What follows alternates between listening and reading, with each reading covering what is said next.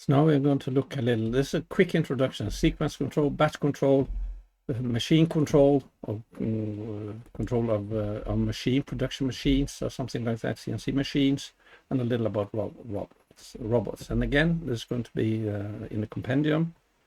So what we're going to look at here is, start with sequence control. Sequence control, we're just going to talk about this figure here, the illustration here. So we have a solid, a factory that's going to mix something, solids and silos or grain or cement and whatnot. Solid storage facility.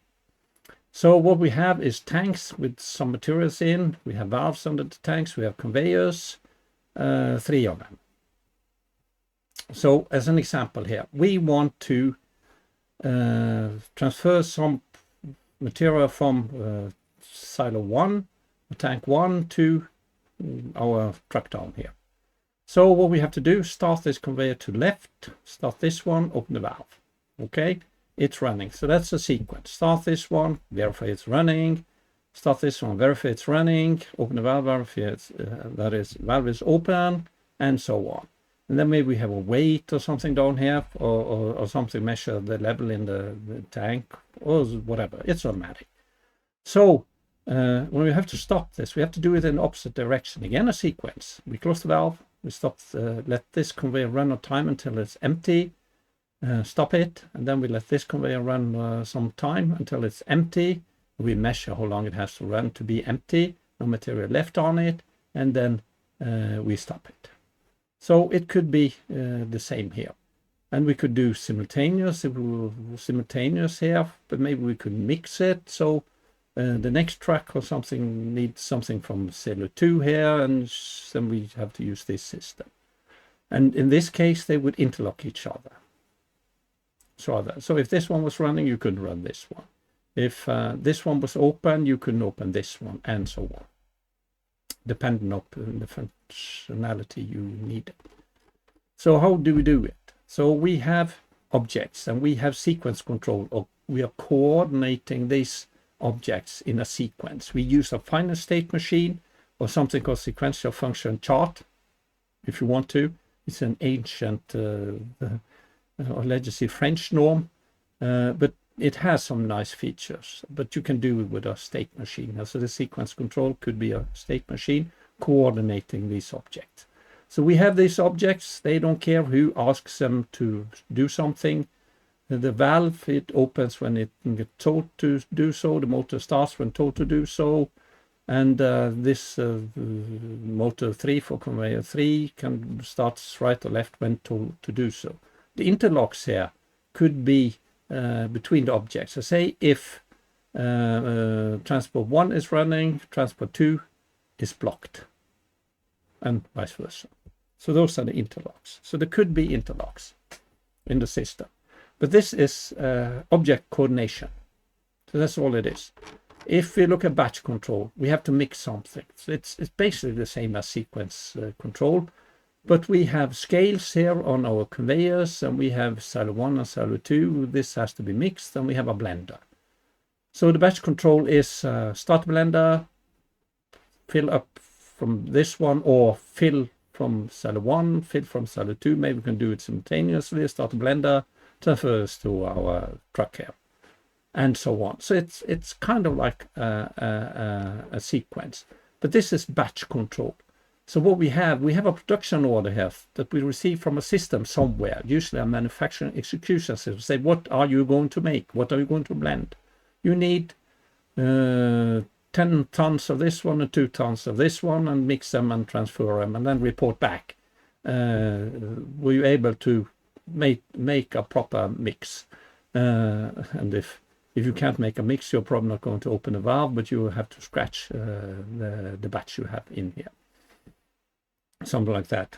Or maybe you should just transfer to the truck and say, okay, it's a fine batch. But of course, this is being tracked by your system, and the customer here is going to be a little not so satisfied. So he's going to give you a not so nice feedback. And then you look into your system and say, okay, this mix was bad. Okay, interlocks again can be between the objects. And the control is just like we looked up here. It's just a matter of coordinating these objects. So the sequence or your final state machine has input from the scales. So it says, okay, we get a set point from the batch from the MES system and do whatever we should do. And we report back. This machine control is, PLCs can be used to control machine, but usually they are specially or fast electronics or control devices in here. So here's a machine that's producing something. So it can be a CNC computer, numerical control machine with special hardware here that really can move this tool in a to an exact location, as really fine resolution where it moves the tool and so on. So this is just machine control, and then we have robotic control. So robot is a nice device. It has 6 degrees of freedoms.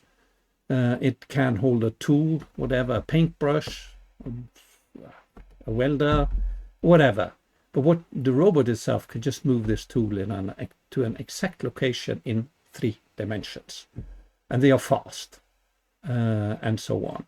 What we are looking at here for control, the controller handling the tool itself can be, for instance, a PLC that's handling the tool itself. The robot just moves.